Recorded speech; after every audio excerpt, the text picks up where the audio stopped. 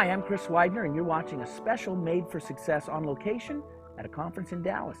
My goal for Made for Success is to help you turn your potential into performance, to succeed in every area of your life, and to achieve your dreams. And the way I do this is by introducing you to some of America's greatest speakers, authors, and thought leaders. Not only are we going to talk about the topics that they speak and write about all over the world, but I'll also take you behind the scenes to get to know the person behind the personality. My guest today is Jim Rohn. Jim has been hailed over the years as one of the most influential thinkers of our time and considered to be America's foremost business philosopher. He has been sharing his success philosophies for over 40 years to over 4 million people worldwide. Jim Rohn has helped motivate and train an entire generation of personal development trainers, as well as hundreds of executives from America's top corporations. He is a master motivator, author, and a living legend. Welcome, Jim. Wow, Chris, thank you very much. Yeah, good to have you here. I'll take you with me around the world. Just to introduce me. Yeah.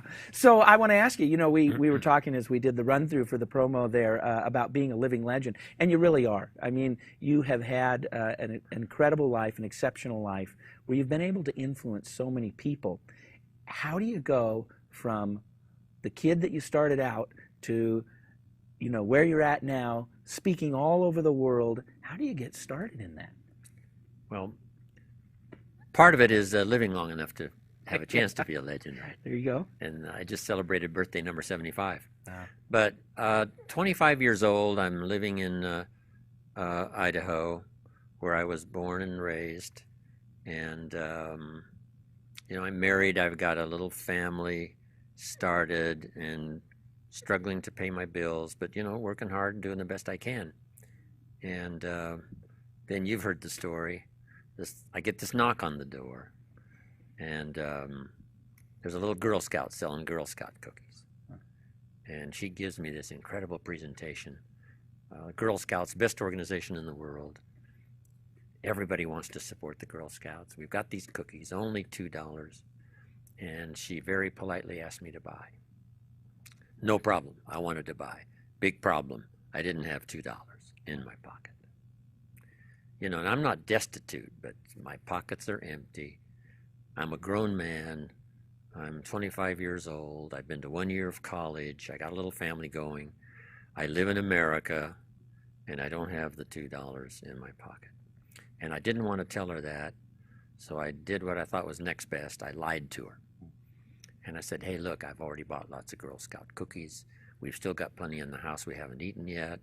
She said, oh, that's wonderful. Thank you very much. And she leaves. When she leaves, I say to myself, I don't want to live like this anymore. I mean, how low can you get lying to a Girl Scout, right? Exactly.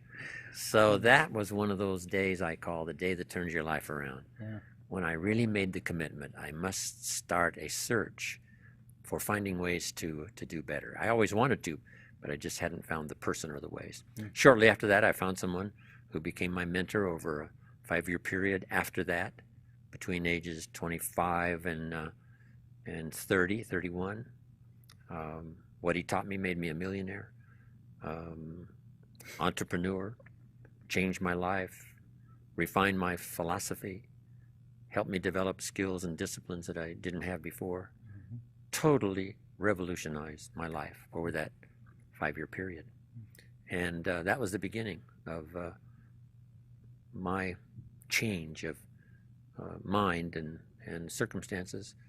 And then that led to where I am today. I wonder how many people have that dramatic moment like you did. You shut that door and you went, I just lied to a Girl Scout person.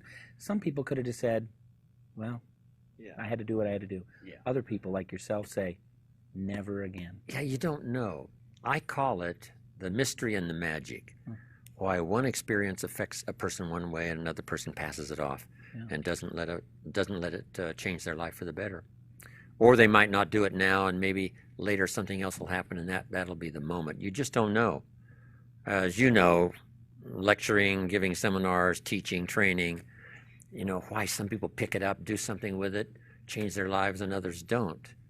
I remember at the 2004 Weekend Leadership event, we had someone come back who had been to the 2001, and they were in real estate, and they had bought some outrageous amount of real estate, $50 million in the last, because they walked out of the last one and said. And then another guy was there, and he said, I was at the same one, but he went out and did it, and I didn't. Well, he was back for 2004. He said, in 2007, he said, I'm coming back, and I will have built my fortune. Yeah, that's part of the mystery. You know, I've written how many books now? 5 or 6, and I should have written 26. So what happened to those other 20 books? That's the mystery. You know, the magic is the 6, and the mystery is the 20 that are missing. So we're a bit of a mystery to ourselves, right? Yeah, sure. I should have, but I didn't. Yeah. You know, I had the skills, but I didn't put them to work. So we all have a bit of that. But then the things we do that sort of dramatically change our life, that's the magic. That's the power. Yeah. Part of it is the law of averages. You know, I tell this little Bible story about the sower went out to sow the seed, and he was highly ambitious and he had good seed, but the first part of the seed that he sowed, the birds got. And the next, he keeps going, and the next seed falls on stony ground where the soil is shallow. And the little plant starts to grow, and the first hot day it withers and dies. So he keeps on going. The next seed that he sowed fell on thorny ground. Yeah. The little plant starts to grow, and then the thorns choke it to death. And it called the thorns little cares, little things that keep people from doing the bigger things. And then finally, he keeps on sowing, and the seed falls finally on good ground. But then the good ground was a bit of an interesting idea, that some of it produced 30%, some of it produced 60, and some of it produced 100. So it's the full range from the birds getting some and the hot weather and the thorns to the good ground, even though good ground has a variety of 30, 60, 100. So when I started out lecturing, I wondered why I couldn't get everybody to do the 100%. Then I found out, you know, this is not to be, right? You know, so that when I say to John, you should have been at the meeting last night, and he said, well, hey, the screen door came off the hinges. I had to fix and do some repairs. And so I say, now I understand that some people are going to let little things cheat them out of doing better things. But maybe that'll change. Yeah. You know, a week from now, somebody wakes up and has an experience like I did with the Girl Scout, and everything changes. So the door usually is always open, unless somebody totally resists the idea of self-improvement. But I think there's enough experiences along the way to prod us and push us a little bit. Or we hear a testimonial, or we read a book, right, or somebody buys us a ticket and we go to a seminar, and we're never the same again. You share an idea with someone, 2 people. One of them says, I see it, and the other one says, it isn't clear to me. You say, why not? It's perfectly clear when you shared it. Yeah, why can't you see what I see? Yeah, true. How come you don't feel like I feel? So you have to allow for that. And then we have to allow for it happening even in our own experience, like me with the missing books. I should have, and I didn't. I let it go, and I should have picked it up. So I guess the key is to do the best we can, and the key is to keep learning from every experience possible. Our own personal experiences, or from someone else's experiences, by sermon, the lyrics of a song, a personal testimonial someone gives you sitting at Denny's for a Tuesday morning breakfast, and something clicks and something happens. You never know. Yeah, those moments are kind of a mixture of everything coming together, right timing and your own personal circumstances. So you end up going to work for Earl Shelf, and you had lots of lessons to learn. What were over some that of those? 6-year, 7-year period? He was with me about 5 years, then he died, but at the early age of 49. But those were such dramatic days of incredible change. And the stuff he taught, he only went to the 9th grade in school, so he put things very simply. For the excuses I gave, he said, no, those are not the reasons. I said, things cost too much. He said, no, you can't afford them. You know, little philosophies like that opened my eyes to see. What was the story where you brought him a paycheck? You said, this is all they pay. Yeah, this is all they pay. He love says, this. no, this is all they pay you. I thought, oh, you're right, I guess. He said, don't some at the company make 3, 4, 5 times this much? And I said, well, yes. And he said, well, this is not all they pay. This is all they pay you. Yeah. If you qualified for the 10 times this, wouldn't they pay you that amount? And I said, I guess they would, of course. He said, well, let's go to work on that. Yeah. We don't have to go to work on the company for more pay. We got to go to work on you to become more qualified. Yeah, they have pay structure already set up Yeah, for some already people. set up. You got to fit into that. And then when in my lectures, I show this little economic staircase, ladder to climb. Yeah. Starts at $5 an hour and goes all the way up to 32 million for 1 year. Right. 1 year's annual income. And somewhere along the way, by what we hear and what we experience, we try to make ourselves better qualified for the next move up. Yeah. And that's the key, is to keep moving up, keep growing, keep developing, see what all you can do with your life. What he was really the first person to give you the idea of personal development, Mm-hmm. right? What kinds of things was he telling you about the importance of developing yourself? What were some of those lessons that he taught you? One he used, which really got my attention, he said, why don't you set a goal to become a millionaire? I'm 25 years old. He said, this is America, land of opportunity. Why don't you set a goal to become a millionaire? And then he said, for what it will make of you to achieve it. And I thought, wow, that's a whole different philosophy. Set a goal to become a millionaire for the person you have to become in order to be worth $1 million. Then he said, once you've become a millionaire, you give the money away, because what's important is not what you got, but the person you became. And I got the message. And that's where I started hearing those phrases from him. Work harder on yourself than you do on your job. Bringing value to the marketplace is how you get paid. The more value you bring to the marketplace, the better your pay. And also you get paid for what you become. A leader, an entrepreneur, a manager, somebody who has the ability to inspire other people. So somebody's watching and they're saying, okay, work harder on yourself than you do on your job. And they agree with it in principle. They say, yeah, that sounds right. I know I need to work on myself. What would you recommend people do? I started out with developing a list of skills I didn't have. I'm raised in farm country, southwest Idaho. Right. I know how to milk cows, but the pay's not good. That's right. So the first thing, and I started part-time, a little sales adventure on how to get customers. It was in health and nutrition, and I believed in the product, and I was taught, here's how you get a customer. And then here's how you ask them, who do they know that wants to be healthier? Then expand your business from there.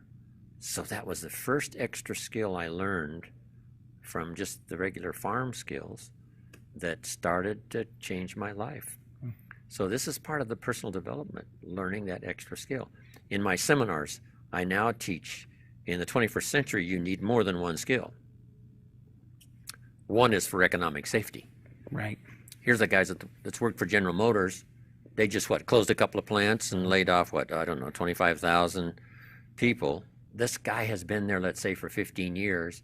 Now he's laid off, and he tells us he's already having economic difficulty. And the reason is, Chris, he only had one skill. Over the last 3 or 4 years, if he would have taken accounting 2 nights a week or something, Yeah. so that when this crisis occurred, he would have something to fall back on. So in my seminars, I teach a whole list of skills I learned by the time I was 31 that not only made me rich, but really broadened the whole scope of my ability to be an entrepreneur, affect other people's lives. And then I got into, of course, teaching and training. But that's part of it. I learned sales. I learned to find good people. I learned to get people to work together. Interesting phrase in the Bible says, if 2 or 3 agree on a common purpose, nothing's impossible. I thought, wow, 2 or 3, not all alone, but 2 or 3. So if you can get inspired and inspire a couple of people to go with you, you could do some pretty extraordinary things. I learned how to do that. Then I learned recognition and rewarding people for steps of progress. You may work for a company and they reward people for the big steps. I've learned to reward people for little small steps of progress. Anything you can think of to give them a reward for making some progress. It doesn't have to be a big reward. Doesn't have to be big. Small. Something small. Kind word. Then it comes to a philosophy that says, be so busy giving other people recognition, you really don't need it for yourself. Now you've arrived at a very good place.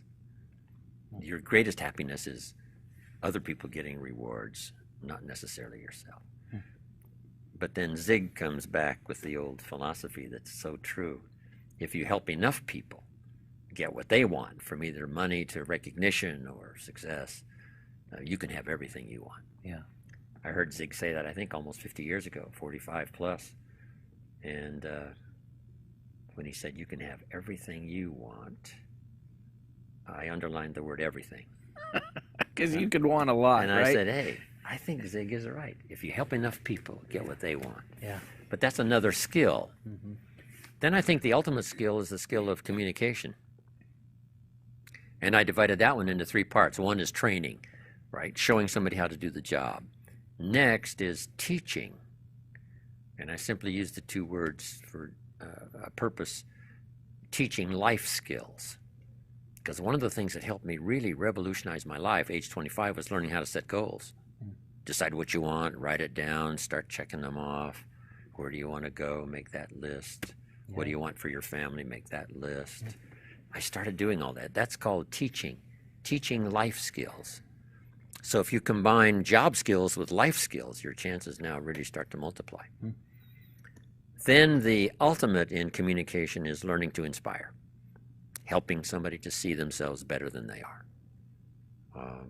transporting them into the future. Say, Mary, here's who you could become. With just a few changes, I promise you, you'll never be the same again. Here's the kind of person you could become.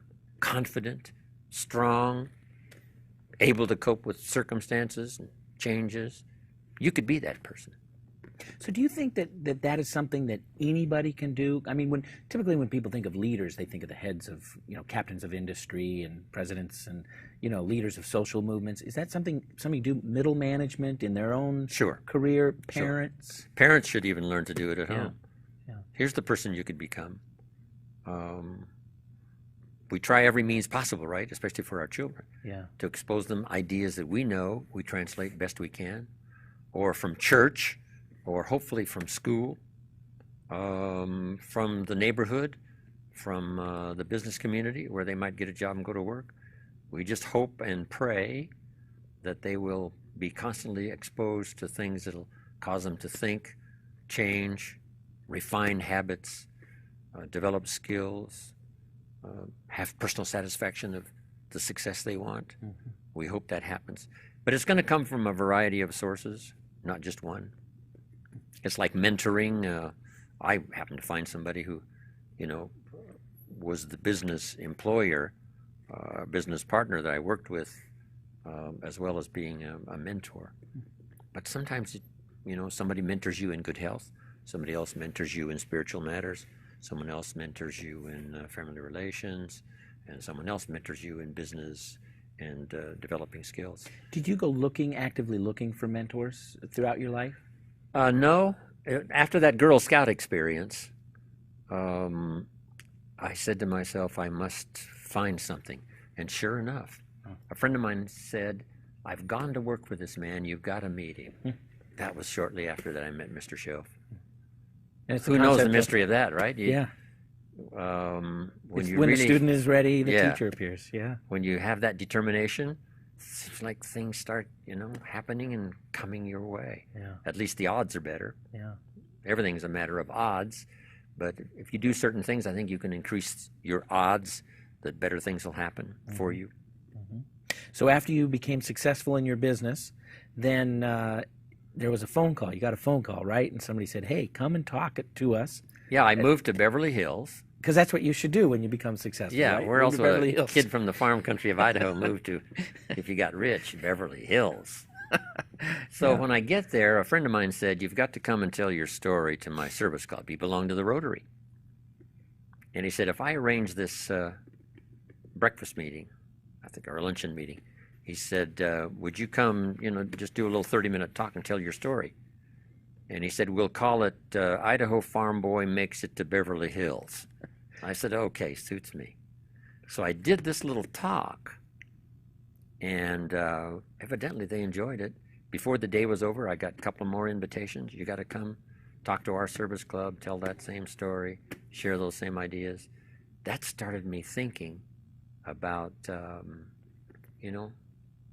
really becoming involved in teaching and training. I'd done a lot of training Yeah. and inspiring in my own entrepreneurial organizations, but not for the public. So I started doing these little talks for service clubs, and once in a while a high school class, college class, enjoying it very much. Then one day a man said to me, I've heard your talk now 2 or 3 times, and I've got this little company going. And he said, if you would come make a presentation, I'd be happy to pay you. And I thought, incredible. There's a job. Yeah.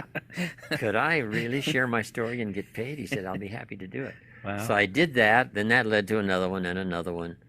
Then later on, the idea occurred, why not have some representatives out selling tickets to come and hear a public seminar. Yeah. And we finally put that together. And that was, all those many, many years ago. Tell us a little bit about that. This is a kind of a peek behind the scenes of, because you're really one of the pioneers, you and Zig and some of the other folks, Cavett Roberts and some of those. What was the culture like back then when you guys were out barnstorming America and really developing the whole personal development culture that now is so prominent in America? What was that like? It was exciting. Of course, I gave it all away. Huh. All of those speeches I did Yeah. in colleges, the high schools, and for service clubs and so on, that was all free. Then when somebody offered to pay me, that put a whole new look on it. And then I began this process of creating something valuable enough to where someone would buy a ticket and go and listen. And those were exciting days. The first one I did for pay, I think I had about 45 or 50 participants that bought tickets. A lot of them were friends of mine that I'm sure bought because they were friends of mine, but there were some others that, legitimately bought at the Beverly Hilton Hotel in Beverly Hills. And that first public seminar for people buying tickets, I think, was 1961 or 62. Wow. 1962. Wow. And then it started growing from there. Yeah. And developed to where I am now, traveling the world and telling my story and still sharing ideas. Yeah. But it was a fantastic time. What do you, Earl Nightingale, right? Yeah, Some of right, those way Earl. back in the beginning. Napoleon Hill, with his lecture series way back before, was probably one of the first. They started calling it self-help movement. Yeah. And then came along the phrase personal development. Schoaf talked about personal development. Work harder on yourself than you do on your job, he said. Yeah. If you work hard on your job, you can make a living, which is fine. If you work hard on yourself, you can make a fortune, which is super fine. I thought, this is good philosophy. Yeah. So did you guys ever get together and do big events with, you and Zig and Norman Vincent Peale? He Yeah, was finally, around. over the years. American Sales Masters, some of All those. of that, way back. That goes Yeah. way back. Huh. Yeah. I remember the first time I did a multi-speaker. I think it was in St. Louis. It was about, 10,000 people there in one of the big auditoriums. Zig was there, and I was there. Norman Vincent Peale was there, a couple of others. And this is the time when Zig said to me, Jim Rohn said, you got to pay attention, and you got to really be good today in your presentation.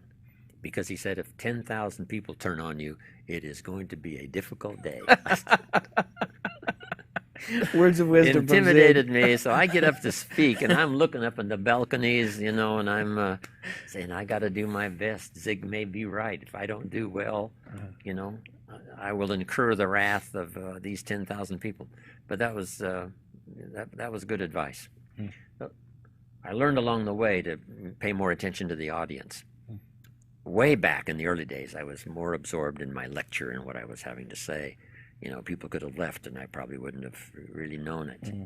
But then I got to where I could look up and find out what's going on out in the audience, and are they getting it, and is it coming across? And I teach that now in some of my seminars. Yeah. When you think back to those speakers, who really stands out in your mind as being somebody that you really admired and respected? Yeah, Zig Ziglar was. We've traveled, gone to other countries to lecture on the same venue.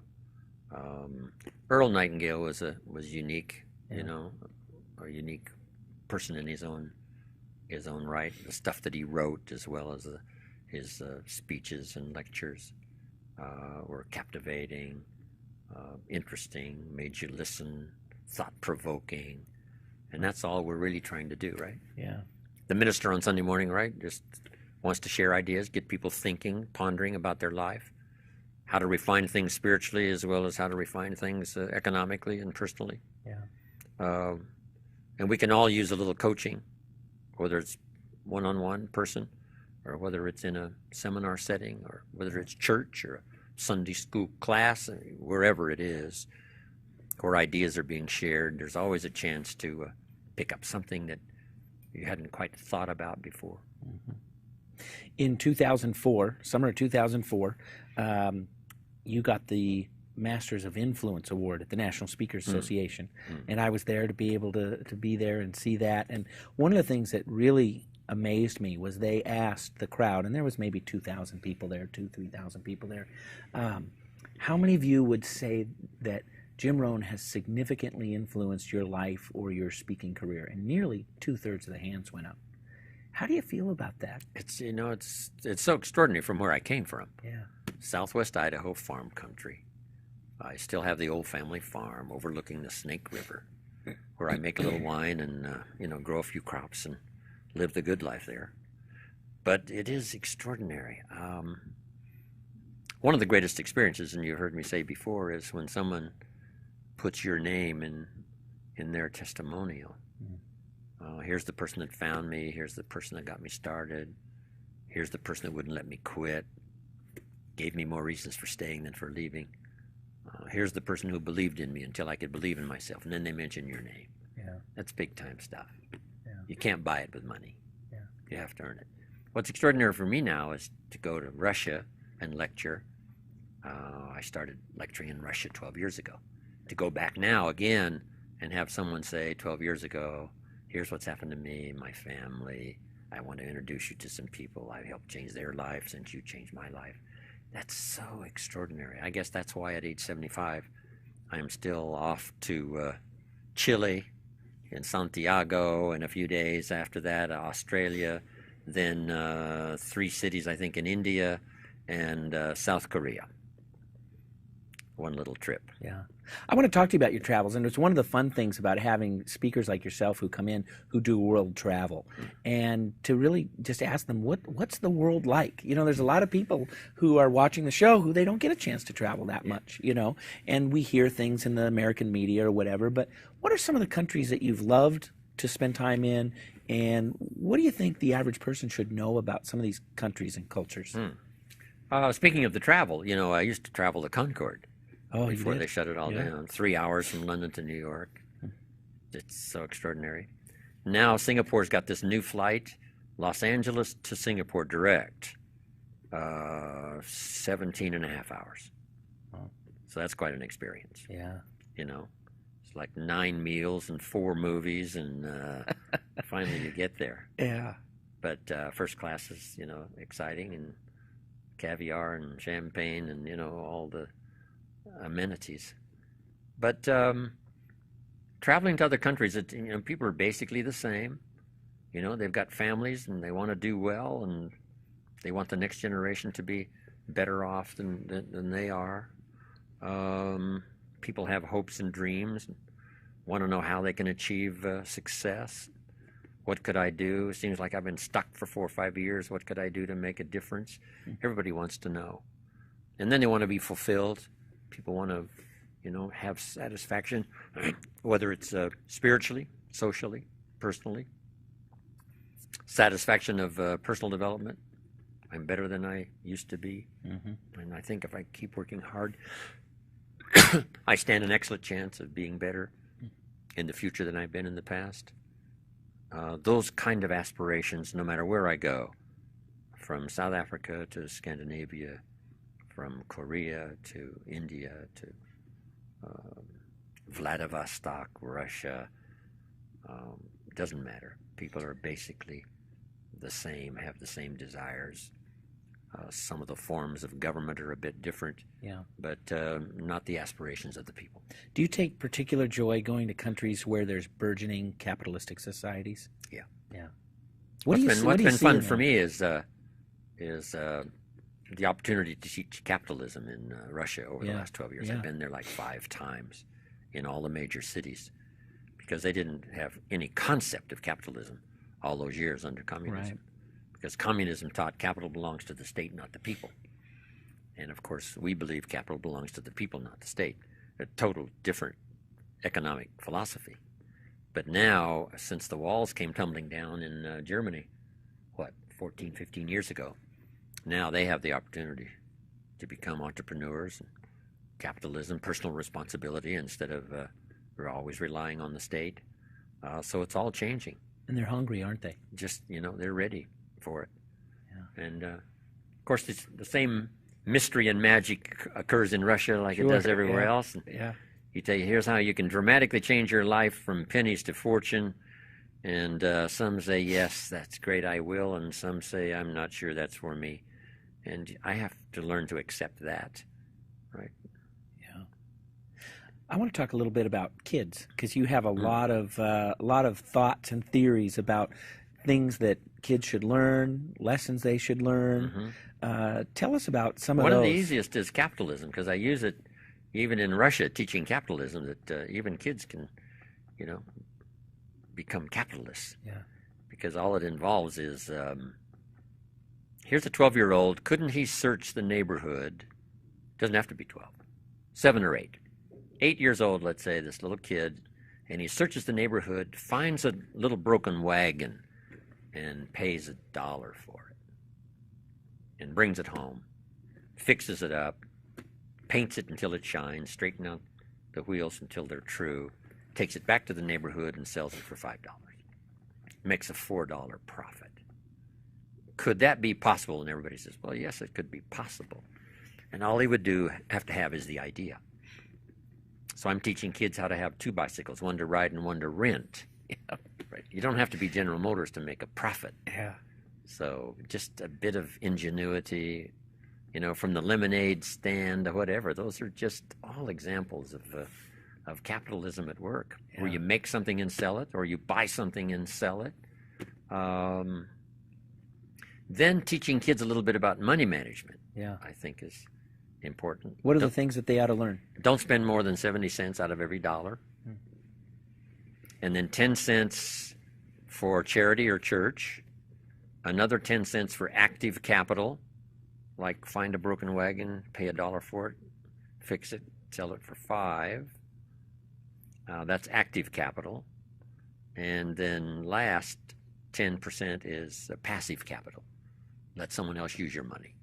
Invest it and let them pay you interest or whatever. So a good program for kids to learn 70, 10, 10, and 10. Yeah. And if you do that over a reasonable period of time, you'll become financially independent. Isn't it funny how human nature, even at that little kid level, is to spend it all? Yeah. And then some more. Yeah. And borrow and spend some more. So the way you teach it is, could a child buy a bottle of soap for $2 and sell it for $3? The answer is yes. Johnny goes next door and says, Mrs. Brown, Mama uses this soap. It's really good. It's only $3. And Mrs. Brown says, Johnny, I've really got plenty of soap. And he says, you better let me come in and check. Kids don't have to go to classes, right? They don't take no for an answer. Yeah. So they don't need sales training. So she says, well, okay. Probably I do. Here's $3. And so she buys this bottle of soap that Johnny bought for $2. She pays him $3. Now we say to Johnny, here's what you must learn to do with the $3. And we just ask obvious questions. What if you took this $3 now that you just collected from Mrs. Brown and went and spent it all?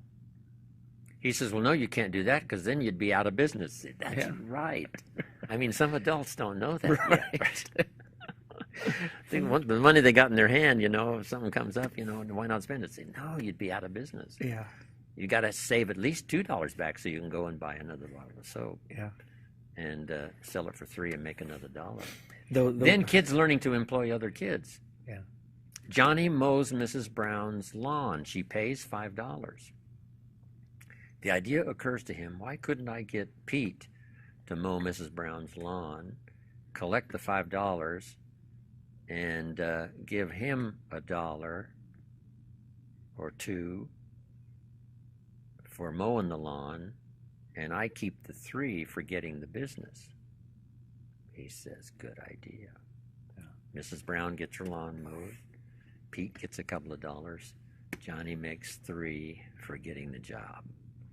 And he said, if you do a good job, Pete, I'll have another person, I'll have another place to mow a lawn. And first thing you know, it doesn't have to be huge amounts, just so you understand what capital is all about. Mm-hmm. Capital is any value you set aside to be invested in an enterprise that brings value to the marketplace, hoping to make a profit. That's capitalism in one sentence. And it can be capital money or capital time. Time you set aside to be invested. Then I teach in Russia that the time and the money you set aside to be invested is like seed corn. If a farmer has seed corn that he's going to plant, hoping for a harvest come harvest time, would he eat it, this seed corn? The answer is no. Would he feed it to his family? And the answer is no, of course not. Right. Would he give it away and be generous? They say, well, no. You can't be generous with your seed corn. He would protect it by all means, because it's the only way it can multiply and grow into more than what it is. And that's what capitalism is all about, a chance for something to grow and multiply into more than what it is. But you've got to protect it. The same is true with your time. Let's say you set aside a certain amount of time every week to invest in this enterprise that's going to bring value to the marketplace, hoping to make a profit. You can't let anybody have that time. Yeah. Why is it that we? What if you asked a farmer to go bowling in the spring? He would say, "That's insane. Can't do it. You can't go bowling in the spring. Call me in the winter. It's just a little short season. We got the lights on the tractors now, where we go, around the clock. Yeah. Springtime, short season. Got to get the crops in. So that's capital time. Yeah. And you have to learn the value of capital time. It's so easy to let somebody steal your time that should be invested. Why do we let people steal our time? Because it seems to be universal. I don't know. We just don't set it up and, stick to it. Yeah. It's just like wasting time on a lot of things. Years and years ago, I asked a young man one time, because I knew he watched television a lot. I said, how much did your television cost? And he said, $400. And I said, well, you really miscalculated. He said, no, it costs $400. I said, that's to buy it. How much do you think it costs to watch it? Wow. Because I knew he had some skills that he really wasn't employing and was letting it all slide. I said, in my personal opinion, because the average American now watches television 6-7 hours a day. Yeah. I said, in my personal opinion, this television is costing you about $40,000 a year, not to own it, but to watch it. Huh. And I said, that's too much to pay. Right.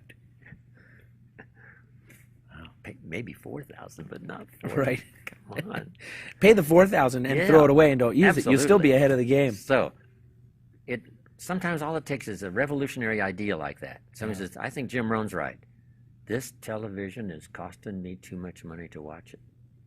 Because if I would use that same time employing myself, finding ways to make a profit, whatever, no telling what would happen. Yeah. What about? But unless somebody comes along and sort of, shakes up the basket and talks about things like that, on our own, we could think about it eventually, but sometimes it's a bit late. Yeah. Because that's why when I said things cost too much, and he said, no, you can't afford them. I hadn't thought about that before. When I said, this is all the company pays, he says, no, that's all they pay you. And without that kind of sort of counsel or guidance or reminder, it's easy to drift along a few more years without making the necessary changes to make your life better. And he was pointing the responsibility back to you. Always. Always about you. Yeah. He said, you've been working now 6 years. I quit school when I was 19. I'm now 25. That's 6 years. He said, you've been working now 6 years. How are you doing? And I said, not very well. He said, I suggest you not do that anymore. He said, would you like to repeat the next 6 years like the last 6? And I says, not really. He said, would you like to revolutionize the next 6 years versus the last 6? And I said, yes. And over the next 6-year period, I became a millionaire. You say... Isn't that amazing? It is. I mean, from the first 6 to the second 6. Same period of time. Same period of time with a whole totally different philosophy. Yeah. Multiple skills, learning to be an entrepreneur, you know, Zig's old philosophy, if you help enough people get what they want, you can have everything you want. Understanding all of that. John Kennedy said, don't ask what the country can do for you. That's not how you get rich. Ask, what could I do for my country? Starting with my neighbors, starting with my family. Is there some service I could render, some product I could represent? What could I do for the people of the country? And if you start thinking about that entrepreneurially, now you can have some extraordinary life change. And it happened to me over that next 6 years versus the last 6. What a difference. And the difference was not the country. You don't have to leave the country. And the difference was not the economy. The economy that second 6 years of my working life was about the same as it was the first 6 years. So the difference was not, and the difference was not circumstances. You know, some winters are long and some are short. You know, that's going to happen in any 6-year period. But the difference now is your own refined philosophy and how you think about things. That's why you've got to welcome every chance to listen to the lyrics of a song or the sermon on Sunday morning, the teacher, the professor, someone who, like you, recommends good ideas to someone who will take the time to listen. That is all so valuable. And collected over a period of time, compounded into activity and disciplines, fortunes can come your way. Yeah. You and your friend Charlie Jones talk an awful lot about books, and that we become the product of the books we read and the people we meet, audio programs we listen to. What books have shaped your life the most? You know, it started with the Bible. My parents made sure I was a pretty good scholar by the time I was 19. That's 66 books. Now, that's not very politically correct to say that the Bible, Yeah. right? So, but that's... But it's a collection of 66 books, you know, whatever you might think about it. Yeah. It's had such excellent recommendation over such a long period of time that it's not a bad idea to at least have a look. Yeah. Yeah. You don't have to agree, but it would be, I think, it would be unwise not to look. At least check it out. What are your favorite thoughts from the Bible? One I'm using currently, which I think is so valid, is paraphrasing it, the storyteller says there were two nice people. The story of two nice people. Not an evil person and a good person, but two nice people. And the storyteller goes on to say, however, and this is where the drama of life begins. However, one built his house on the rock, and the other built his house on the sand. And in just one sentence, we understand, we comprehend. Well, yes. No matter how nice you are, if you build your house on the sand, come on. Then it says the storms came as they always do, and everybody says, well, yes, we got to recognize that. And the one that built his house on the rock was saved, and the one that built his house on the sand was lost. Both nice people. Which means nice people can make errors in judgment. Nice people can make careless decisions. Nice people can make foolish decisions. Sometimes even fatal. Here's a nice guy. He's married, got a wonderful family. He lives in Los Angeles. He's a good citizen of the community. This is a nice guy. He's ambitious. He does well. He's in Los Angeles driving his car, and he's late for an appointment, and he's pushing it. And he comes to the intersection, and the light turns red, and a little voice in his head says, go ahead, you're late, you can make it. And now he's dead. Nice guy, but he's dead. When in a split second of time, he made a foolish decision.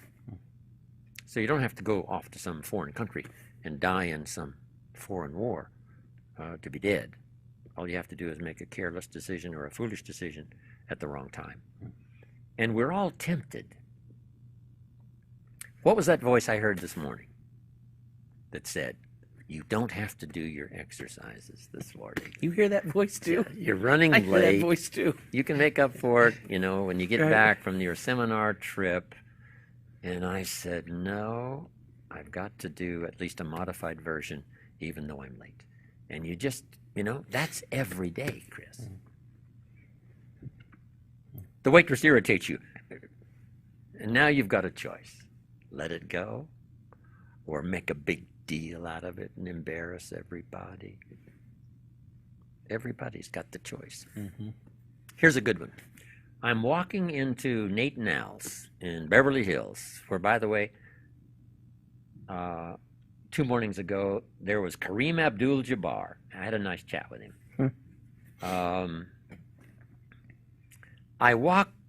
Before I walk into the restaurant, I've got 2 quarters to put into the machine to get my paper. A man walks up just ahead of me, puts in 2 quarters, opens it up, takes out his paper, and he holds the door of the dispenser open and says to me, go ahead and take you a copy. Said, the newspaper can certainly afford it. And he offered for me to take my Right. newspaper for free. What do you do? Yeah. Here's a nice person. I got a judgment call to make. Fortunately. Maybe because Mama was watching. I don't know. No, my upbringing. I said, no, thank you. And he looks very shocked. Said, okay, closed the door, and I put in my 2 quarters and got my paper. Because the key is, if you take the free paper, it could affect you for the rest of the day. Something will sort of nag at you and say, why would you want to feel like this to save 2 quarters? Right. And sometimes when you do it, now that's a good lesson, and you won't do it anymore because you just don't want to feel that way anymore. That means maybe part of that's how you've been raised, right? Those little moral questions that you go through. And guilt can be a good teacher. Yeah, it is. Yeah. You Something don't want to nags hear at from you, say, well, Yeah. I don't want to feel like this. And maybe it nags at you for a whole week, and you say, wow, for 2 lousy quarters, I took me the free newspaper, never again. And but sure enough, the next time we're tempted again. It doesn't mean that the temptation goes away. We get a little bit stronger about, saying yes to the positive side. Yeah. Because that's the way I really want to live my life. After the Bible, what other books would you recommend for people to pick up that shaped and influenced your life? I'm big on Shakespeare, and Think and Grow Rich changed my life. The Richest Man in Babylon helped me become a millionaire by the time I was 31. Then I'm a big student of history. Durant, Will and Ariel Durant wrote all these books on history. I go through some of those. One book I've got that helped lay the foundation for my own library was a book called How to Read a Book by Mortimer Adler. Mortimer Adler, yeah. And in this book, he's got a list of what he considers, the best books ever written. Yeah. And I use that as sort of a centerpiece for my library. Yeah. Did you ever meet David Schwartz, Magic of Thinking Big? No. Never met him. That's a good book. Yeah. Terrific book. Yeah. Huh. And then there's a book that years ago when I was in my late 20s, As a Man Thinketh by James Allen. Yeah. Where each sentence is almost like a whole seminar. Short little book. Yeah. But dynamic. Yeah. In its effect. Become a good reader, I say now in my seminars, right? The books you don't read won't help. 2 books a week in a 10-year period, and you've read 1,000 books. Wow. And if over the next 10 years you read 1,000 books, it will dramatically affect every phase and part of your life. Yeah. You talk about the 2 pains Everybody has to experience one of two pains. And I think that it's one of my favorites that you talk about because it's so profound and it's so true and it's so final. It is universal. You will experience one of the two pains. Can you talk a little bit about that? Yeah, the little illustration about the newspaper is a good illustration. The pain of discipline or the pain of regret. Go for the discipline because it weighs ounces. The regret weighs tons because it can accumulate. Discipline versus regret. The discipline could be painful, but the regret is usually an accumulation that could eventually become overwhelming. So better the discipline now. But it's true in real life. If you discipline yourself to plant the crop in the spring, you now have a chance for a multiplied harvest in the fall. What you don't plant won't multiply. What you neglect. I neglected to buy from my friend 8 years ago. He offered me this little tiny condo, 1 bedroom, little small place in Carmel, California. Yeah. Ron said, I want $80,000 for this condo. I said, Ron, that's insane. Nobody's going to pay $80,000 for this condo.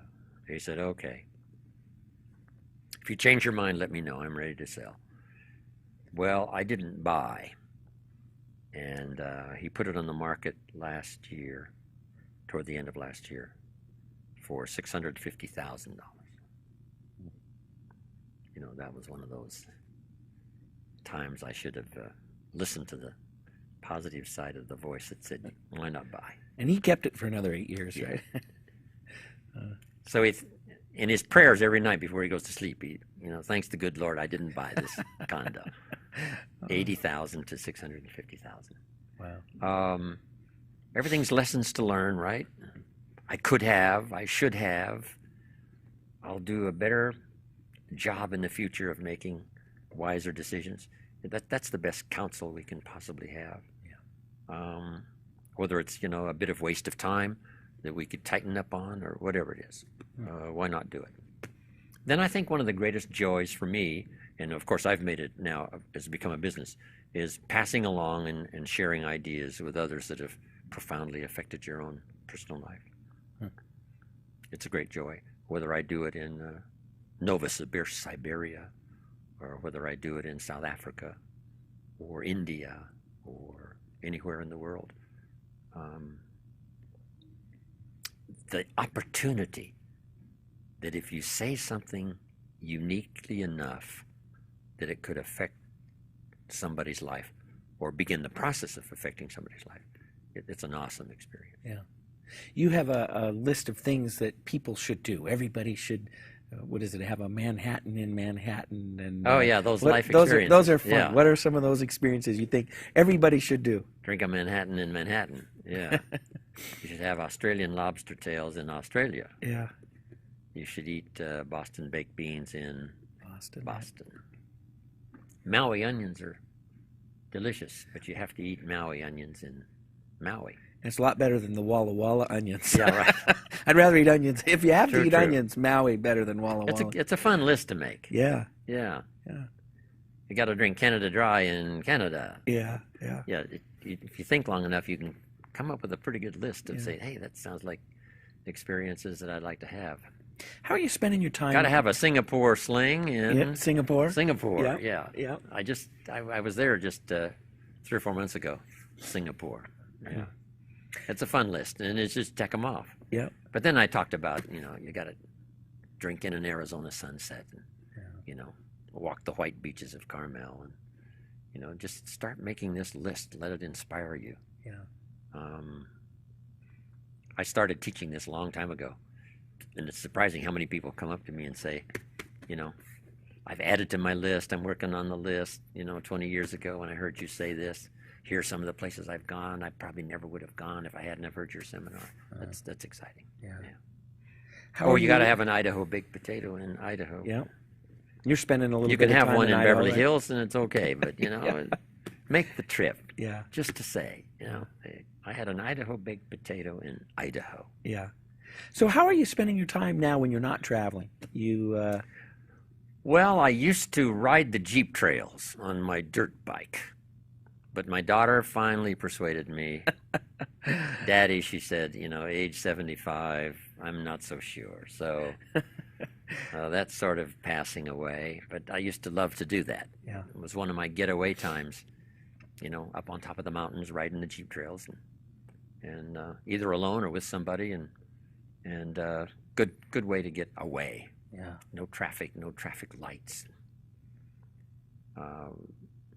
Time alone, I think, is really essential. Sure. To get away, contemplate, think, wonder. Something I'm doing now is working on the multi-purpose seventh day. Huh. It says, work 6, rest the 7th, but I'm calling the 7th day now multi-purpose. Spirituality and friendship and getaway and so on. Yeah. But I'm also saying, Chris, that 7th day should be a little bit of time spent reviewing the last 6 days. Huh. Who did I not meet? What didn't I do? What did I miss? What should I tighten up? And then make better plans for the next 6 days. Huh. I'm going to catch up the next 6 days, some of this that I've missed the last 6. So that's part of the multi-purpose of the 7th day. Review 6, get better ready for the next 6. Yeah. Well, this has been fascinating. 57 minutes, and we could have been here all day. And sometimes we do. We go to the all day or the 2-day Jim Rohn seminar. And so I just want to say thanks for coming in and spend a little bit of time and giving us some of your stories that you tell all around the world and truly have impacted so many lives, including my own. And I appreciate that. Thanks, much. Chris. Yeah. I appreciate it. Yeah. It's fun to be here. Thanks. I'm Chris Widener. That's Made for Success. Thanks for watching, and we'll see you next time.